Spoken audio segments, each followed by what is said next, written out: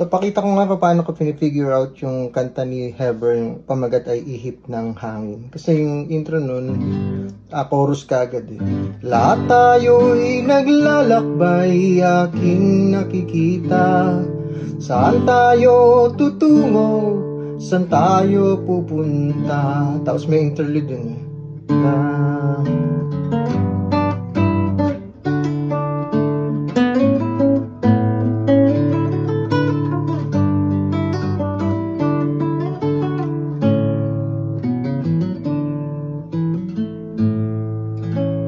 Kay sarap mangarap. So yun, yung interlude na yun, paiba-iba yun, 3 times sa time. Actually 4 times kasi may outro siya.